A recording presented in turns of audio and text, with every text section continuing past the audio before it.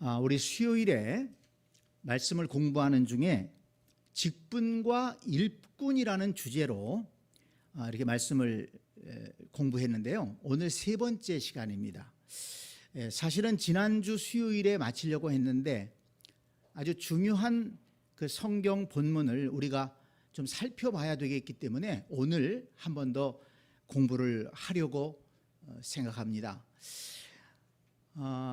예수님 승천 후에 사도행전 말씀을 보면 이 초대교회에서 임직식을 2번 하는 걸 볼 수가 있습니다. 물론 이후에 이제 계속해서 각 교회마다 일꾼을 세웁니다만은 성경에 구체적으로 기록된 이 2번의 이 임직식이 나오고 있는데요. 우리가 잘 아는 대로 사도행전 1장에 보면 가룟 유다를 대신해서 누구를 세우죠? 마띠아를 세우는 임직식을 하게 됩니다. 그때 베드로가 이제 예수님 승천하신 다음에 이 사도들과 또 예수님의 어머니와 형제들과 한 120명의 성도들이 마가의 다락방에 모여서 기도하기 전에 가룟 유다 대신에 이제 일꾼을 뽑게 되죠. 그래서 일꾼을 뽑았는데 그 중에서 마띠아를 일꾼을 뽑습니다. 그리고 이제 오늘 우리가 읽었던 이 본문 사도행전 6장에 보면 교회가 어느 정도 커졌어요. 그리고 초대교회가 여러 가지 이 일을 하는 중에 가난한 사람들을 구제하는 일을 많이 했는데 그 일을 많이 하다 보니까 교회에 문제가 생긴 것입니다. 그 문제가 무엇입니까? 이 사도들이 그 구제하는 일을 주관해서 하는데 너무 일손이 딸린 거예요. 그래서 사도들은 또 사도들이 해야 될 고유한 일들을 하면서 또 구제 일을 하다가 보니까 거기에 미스가 생긴 겁니다. 그래서 헬라파에 속한 사람들이 왜 우리는 구제에 자꾸 빠지느냐 불만을 터뜨린 겁니다. 그러니까 선한 일을 하려고 하다가 거기에서 미스가 생기니까 불만이 생기고 교회 갈등의 요인이 생긴 것이죠. 그래서 사도들이 생각하다가 하나님께서 지혜를 주신 것이겠죠. 우리 일꾼을 세워서 7명의 일꾼을 세워서 그 사람들에게 이 구제하는 일을 맡기고 사도들은 사도들의 본연의 임무에 집중하도록 하게 하면 좋겠다. 그렇게 안을 내니까 모든 성도들이 다 좋아해가지고 그 성도들 가운데에서 7명을 뽑아서 집사로 세웁니다. 그리고 사도들이 안수하고 이제 일꾼을 세워서 이제 그들이 이 구제하는 일을 전담하도록 하고 이 사도들은 사도들의 본연의 임무를 감당하는 이런 일들이 오늘 사도행전 6장에 나오게 됩니다. 이렇게 이 사도행전 앞부분에서 이 2번의 임직이 나오고 있는데 이 말씀을 통해서 우리는 오늘날에도 적용해야 될 그 임직식, 교회에서의 직분을 세우고 교회에서 일꾼을 세우는 것의 원리를 우리가 배워야 됩니다. 또 배울 수가 있습니다. 이런 원리를 배우지 못하면 교회에서 내가 어떤 직분을 받고서도 내가 왜 직분을 받았는지, 직분자가 뭘 해야 되는지, 하나님께서는 왜 교회에 직분자를 세우게 하셨는지 이런 것들을 모르니까 엉뚱한 일들이 일어나게 되는 것이죠. 그래서 오늘 이 2가지 임직, 초대교회에 있었던 이 2가지 임직을 우리가 살펴보면서 물론 지난주 수요일에도 말씀을 우리가 드렸습니다마는 공부했습니다마는 오늘 그것을 정리해서 한번 일꾼과 직분에 대해서, 직분과 일꾼에 대해서 오늘 말씀을 공부하도록 하겠습니다. 먼저 중요한 것은 무엇인가 하면 직분자를 뽑은 이유가 있다는 것입니다. 직분자를 뽑은 이유가 있다는 거예요. 그냥 시간이 지나서 어떤 직분을 좀 세워야 되겠다 이렇게 해서 그냥 세운 것이 아니고 꼭 필요에 의해서 일꾼을 세웠다는 것입니다. 그러니까 이 성경에서 직분을 세울 때에는 그 직분은 무엇이다? 일꾼이라는 것입니다. 분명한 목적이 있기 때문에 그 직무를 감당하기 위해서 일꾼을 세운 것이다 하는 것을 오늘 말씀을 통해서도 알 수가 있습니다. 자, 우리가 먼저 마띠아를 사도로 뽑을 때에도 그 말씀을 살펴보면 1장 17절에 보면 베드로가 이렇게 얘기합니다. 유다는 직무를 버리고 갔다. 유다는 12제자로 뽑힘을 받았지 않았습니까? 예수님과 함께 3년 반을 따라다녔어요. 배웠습니다. 그런데 결국은 예수님을 배반하고 자기가 생각한 대로 가다가 오히려 선생님을 팔아먹고 그리고 스스로 목숨을 끊어버리고 말았어요. 그 소중한 제자의, 예수님의 제자의 직분, 예수님이 제자로 직접 부르시고 그렇게 훈련시키셨는데 그 유다는 자기의 직분을 버리고 직무를 버리고 갔다. 이렇게 베드로가 얘기합니다. 그래서 그 유다의 직무를 대신할 사람을 뽑아야 된다. 이렇게 베드로가 설명을 하면서 일꾼을 다시 뽑죠. 그래서 마띠아를 뽑은 것은 그냥 제자 중에 한 사람이 빠졌으니까 채우기 위해서 뽑은 것이 아니고 분명히 예수님께서 그 12명의 사도를 통해서 하시고자 하시는 일이 있었는데 거기 한 사람이 빠졌기 때문에 그것을 보충해서 12사도가 온전하게 그 사명을 감당할 수 있도록 일꾼을 뽑은 것이라는 사실을 우리는 알 수가 있습니다. 그리고 아까도 말씀드렸지만 오늘 사도행전 6장에서 7명의 집사를 뽑을 때에도 분명한 목적이 있는 거예요. 그냥 연수가 교회 나온 연수가 오래됐으니까 어른으로 대접하기 위해서 일꾼을 뽑은 게 아닙니다. 분명하게 사도들의 일을 나누어서 구제의 일을 감당할 수 있도록, 또 구제의 일을 감당하려고 하다 보니까 여러 가지 재정적인 문제를 또 감당해야 되지 않습니까? 그래서 재정적인 문제를 감당하고 구제의 일을 전담할 수 있도록 그 직무를 위해서 일꾼을 뽑은 것이다 라는 것을 우리는 이 말씀을 통해서도 분명하게 알 수가 있습니다. 그래서 이렇게 교회에서 직분자를 세우는 것은 직무를 감당하게 하기 위한 일꾼을 뽑은 것이다. 그래서 내가 어떤 직분자가 되었다면 그것은 내가 하나님의 교회의 일꾼이 되었다는 사실을 잊지 말아야 된다는 것입니다. 연수가 올라갔기 때문에 내가 좀 높은 자리에 올라간다. 그래서 안수 집사는 서리집사보다 높고 또 서리집사보다 장로가 높고 그런 개념으로 생각해서는 안 된다는 것이죠. 네. 하나님께서 그 직무를 맡기기 위해서 직분자를 세웠다는 것입니다. 그래서 항상 교회의 직분자는 그건 목사도 마찬가지고 모든 직분자가 마찬가지입니다. 특권의식을 가져서는 안 된다는 거예요.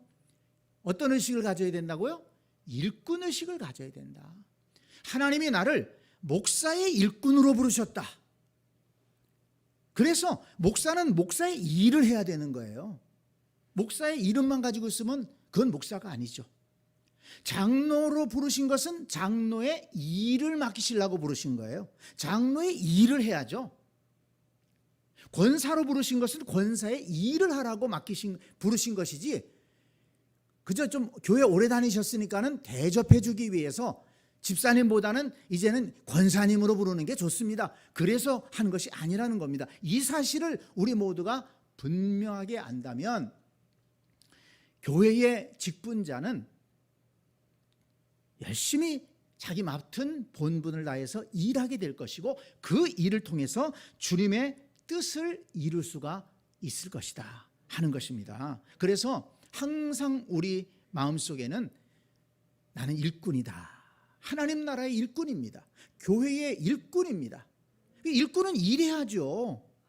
일꾼이 만약에 일 안 하고서 월급만 주세요. 그러면 이 월급 줄 사람이 누가 있습니까? 물론 교회 일꾼이야 월급도 안 주지만은 일꾼이 일을 안 하고 만약에 대접을 받으려고 그런다.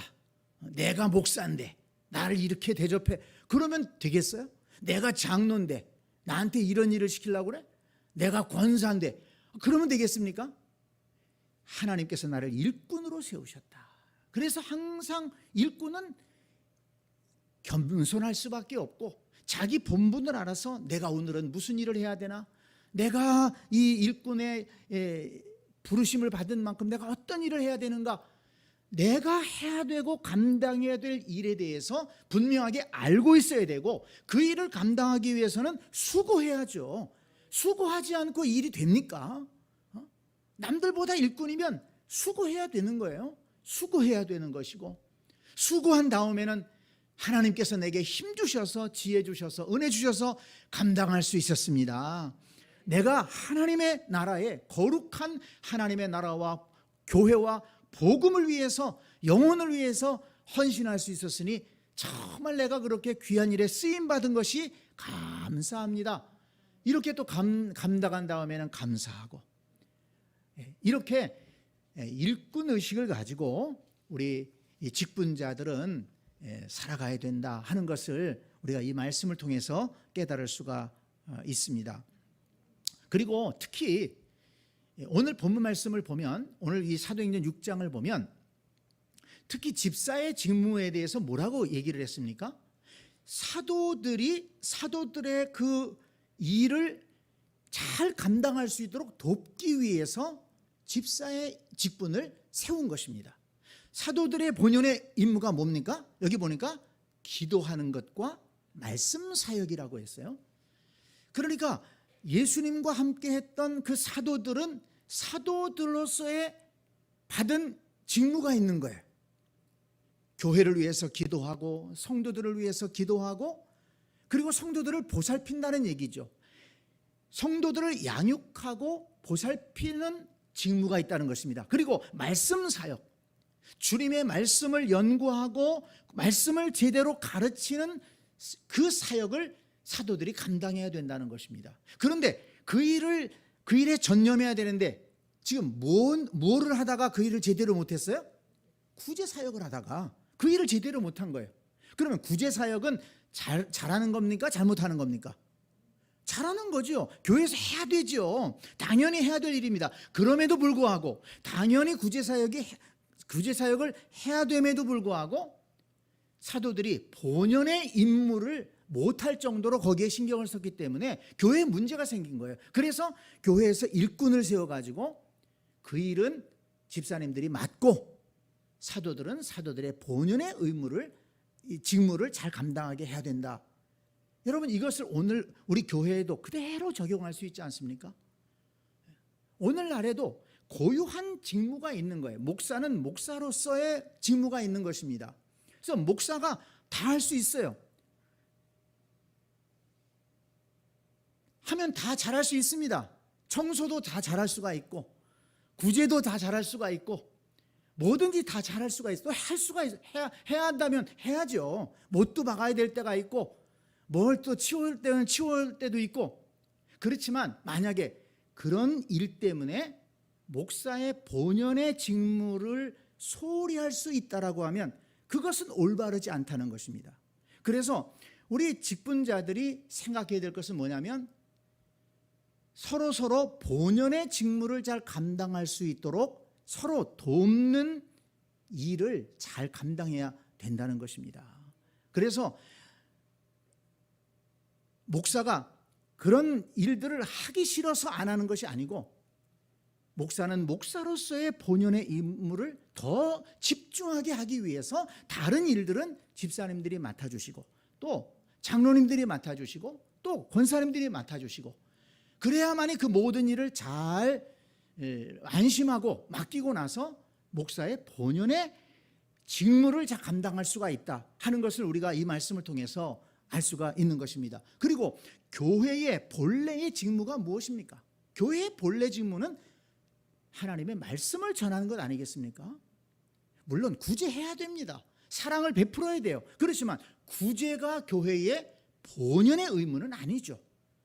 교회의 본연의 직무는 복음을 전하고 영혼을 구원하고 그러다 보니까 또 구제도 하고 사랑을 베풀고 그런 것이죠. 우선순위로 보면 복음을 전하고 말씀을 전하고 주님의 몸된 교회를 세워가고 성도들을 양육하고 믿음의 사람으로 세우는 것이 교회의 본연의 직무라는 것입니다. 그래서 이 목사를 중심으로 해서 우리 장로님과 이런 일꾼들은 정말 이 교회가 해 나가야 될 본연의 직무에 충실할 수 있도록 다른 여러 가지 일들을 우리 집사님들이 다 맡아서 또 우리 권사님들이 맡아서 함께 협력해 나아갈 때 교회가 든든하게 서갈 수 있고 주님께서 교회를 세우신 목적을 잘 이루어갈 수 있다라는 것을 우리가 이 말씀을 통해서 깨달을 수가 있는 것입니다.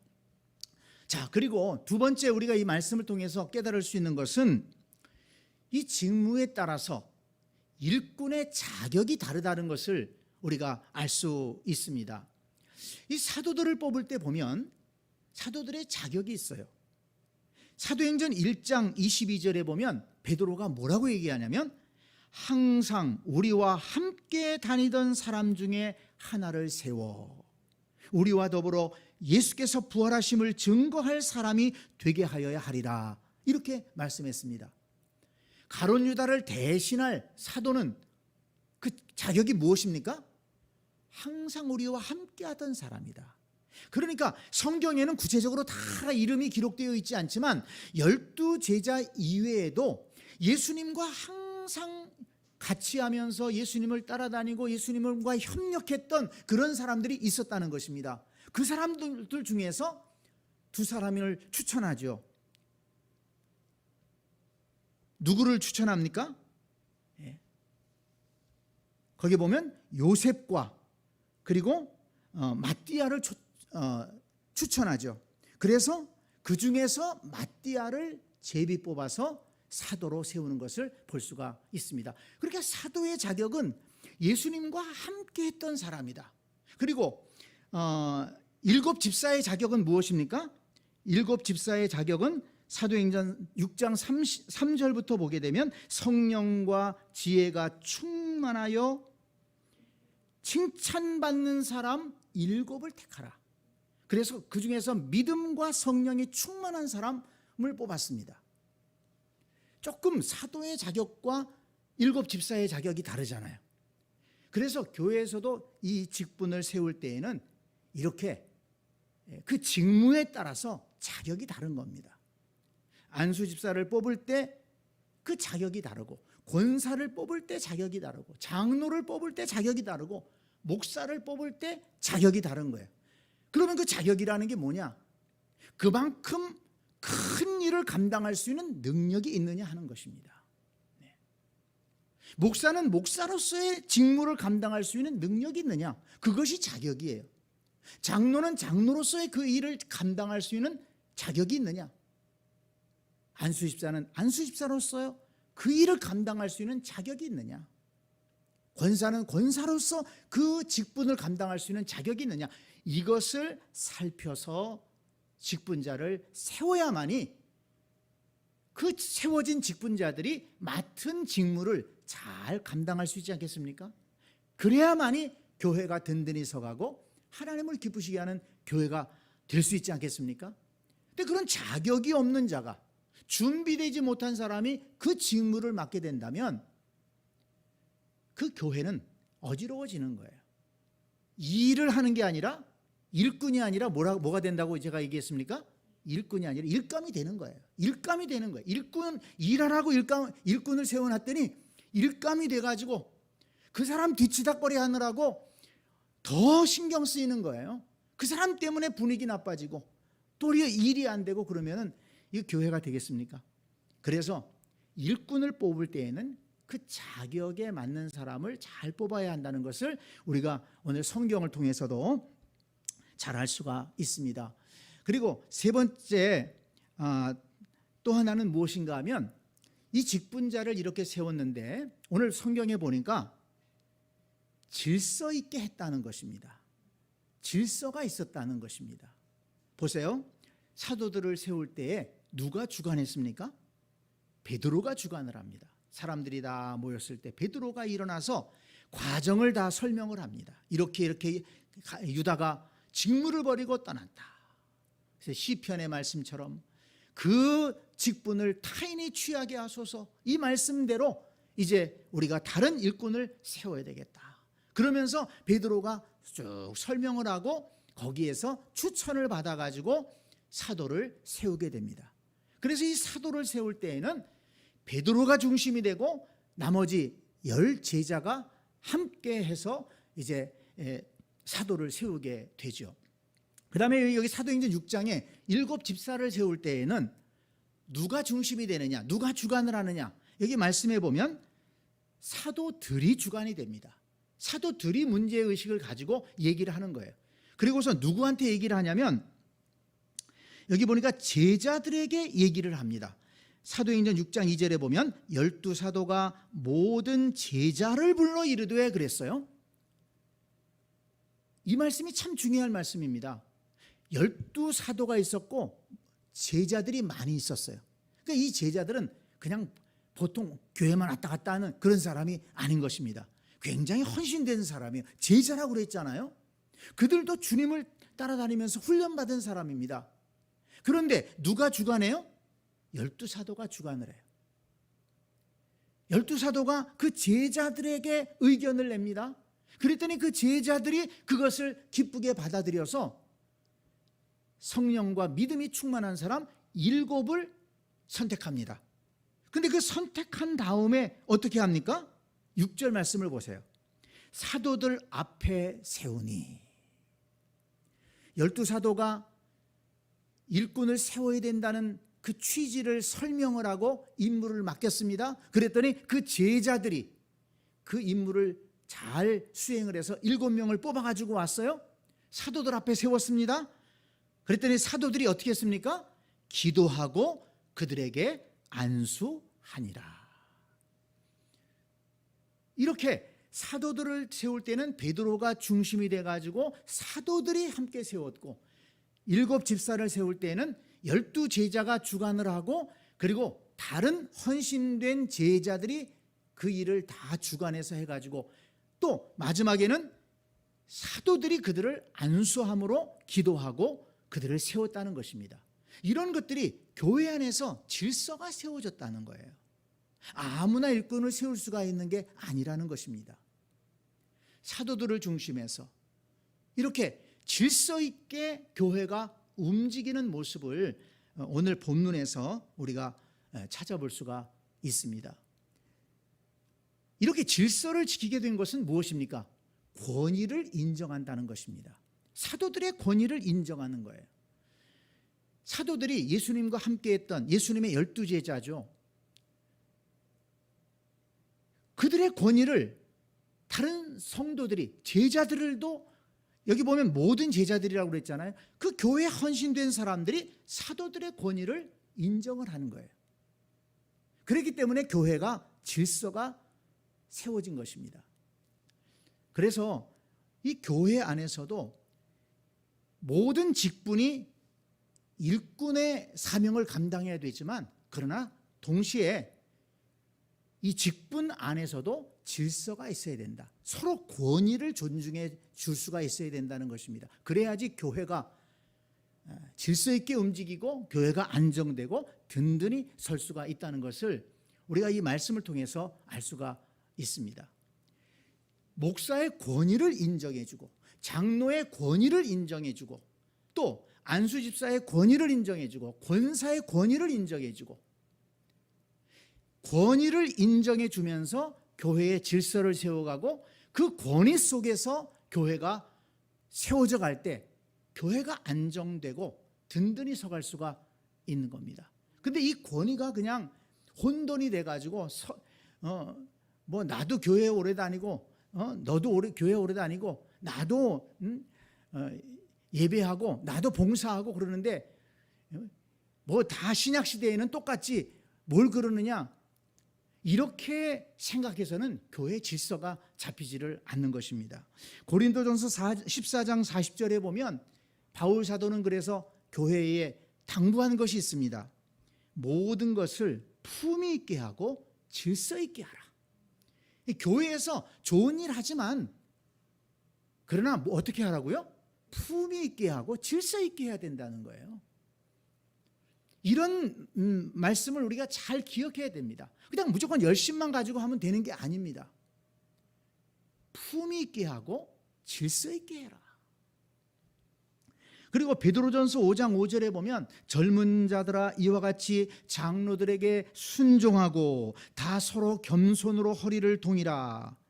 장로들에게 순종하고, 이건 비단 장로들에게만 순종하라는 말씀이 아니에요. 교회 지도자들에게, 교회의 이런 직분자들에게 순종하면서 같이 힘을 합쳐서 교회를 세워가야 된다. 그러기 위해서는 겸손해야 되고 하나님은 겸손한 자에게 은혜를 베푸신다. 이렇게 말씀하셨습니다. 그래서 교회에 이 권위를 존중하고 권위에 순복하는 것은 겸손에서 나오고 그 겸손한 자세에 하나님께서 은혜를 주신다. 이렇게 베드로전서 5장 5절에서 말씀하고 있고, 또 디모데전서 5장 17절에서는 이렇게 말씀하고 있습니다. 잘 다스리는 장로들은 배나 존경할 자로 알되 말씀을 가르침에 수고하는 이들에게는 더욱 그리할 것이니라. 그래서 이렇게 바울은 각 교회에 편지를 쓰면서 장로들에게 순종하고 말씀을 가르치는 자에게 특별히 순종하면서 교회의 질서를 세워가야 된다. 바울이 왜 이것을 강조했겠습니까? 교회가 질서가 있을 때, 교회가 권위를 인정해주고 존중할 때 주님의 몸된 교회가 든든히 설 수가 있고 안정될 수가 있고 그 속에서 성도들이 은혜 가운데 신앙생활을 할 수 있기 때문인 것입니다. 그 7 집사들도 굉장히 훌륭한 사람들이죠. 성령과 믿음이 충만했다고 그랬어요. 근데 하나의 예를 보면 사도행전 8장에 가서 보면 이 예루살렘에 핍박이 있을 때 성도들이 각지로 흩어졌는데 그중에 빌립 집사님이 사마리아 성에 내려갑니다. 그리고 사마리아 성에 가서 이 빌립 집사님이 전도를 했는데 많은 사람들이 예수님을 믿게 됐어요. 복음을 받아들입니다.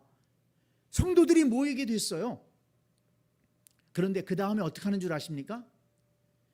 예루살렘 교회가 베드로와 요한을 파송합니다. 빌립 집사가 다 했어요. 빌립 집사가 가서 전도하고 그 사람들을 모아서 그 사람들이 신앙생활을 하게 된 거예요. 위대한 일을 한 것이죠, 빌립 집사님이. 그렇지만 거기까지. 그 다음에는 누가 합니까? 사도들이 내려와요. 그리고 사도들이 그들을 지도하면서 그들을 위해서 안수기도 하고 성령 받기를 위해서 기도합니다. 그래서 그 사마리아 교회가 성령을 받고 크게 부흥하는 능력이 나타나는 그런 역사가 나타나거든요. 그래서 이런 것들도 보면 빌립도 7 집사로서 굉장히 성령 충만하고 능력이 있던 집사였지만 질서를 따라서 교회를 세워나가는데 협력했다는 것을 우리가 이 성경을 통해서 알 수가 있습니다. 그래서 우리 교회에서는 권위주의에 빠지면 안 됩니다.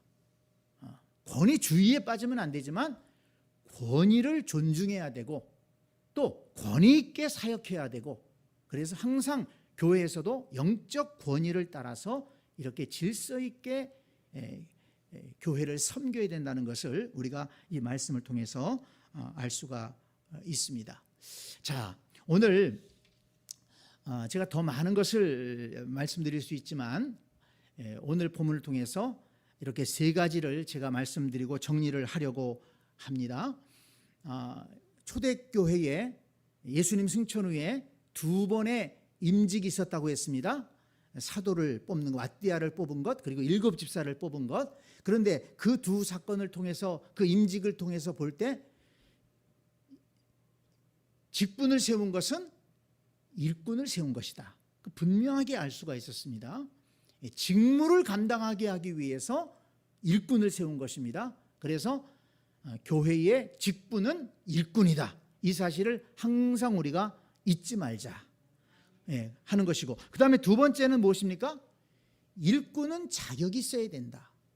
그 자격이 없는 일꾼을 세우면은 교회가 오히려 더 문제가 일어난다는 것이죠. 그래서 일꾼을 세울 때에는 잘 세워야 된다는 것을 우리가 이 말씀을 통해서 알 수가 있고, 그렇게 자격 있는 일꾼을 세우고 나니까 사도행전 6장 7절에 보면 뭐라고 말씀이 나옵니까?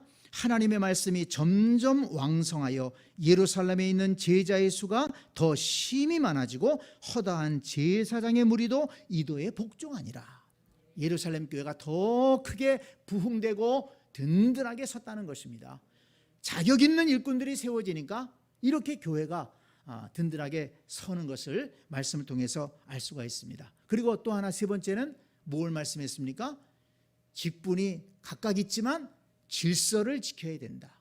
질서를 지키기 위해서는 권위를 인정하고 권위를 존중하고 그 각 일꾼에 대한 이 직분에 대한 권위를 존중하면서 서로 협력할 때 교회가 든든히 서갈 수 있다. 이것을 우리가 성경을 통해서 깨달을 수가 있습니다. 오늘까지 3번에 걸쳐서 이 직분과 일꾼에 대해서 말씀을 드렸는데 3번에 걸쳐서 말씀드린 것을 5가지로 정리할 수가 있어요. 그냥 크게 제목만 제가 말씀을 드리면 앞에서도 좀 겹칩니다만은, 첫째는 직분자는 하나님이 세우신다. 직분자는 하나님이 세우는 거예요. 사람이 세우는 것이 아니고. 두 번째, 직분자는 일꾼이다. 그 다음에 세 번째, 직분자는 서로 협력해서 그리스도의 몸을 세우는 것이다. 교회 직분자의 궁극적인 목적은 뭐냐? 그리스도의 몸을 세우는 것이다. 그리고 네 번째는 직분에는 질서가 있어야 한다. 그리고 5번째, 제가 첫 번째 말씀을 드릴 때 말씀드린 건데요, 직분을 잘한 자들에게는 하나님의 상급이 있다. 상급이 있다. 이것입니다. 고린도 전서 3장 8절에 보면 심는 이와 물 주는 이는 한 가지나 각각 자기가 일한 대로 자기의 상을 받으리라. 각각 자기가 일한 대로 자기의 상을 받을 것이다. 베드로전서 5장 4절에도 보면 그리하면 목자작이 나타나실 때에 시들지 아니하는 영광의 관을 얻으리라. 그래서 교회의 직분은 잘 감당하면 하나님의 큰 상급을 받을 수 있다. 그래서 우리가 그 상급을 바라보면서 내게 맡겨주신 직분, 내가 맡은 직무를 잘 알고 그것을 잘 감당하기 위해서 우리는 끝까지 수고하면서 달려가는 복된 하나님의 교회의 일꾼들이 다 되시기를 간절히 축복합니다. 아멘.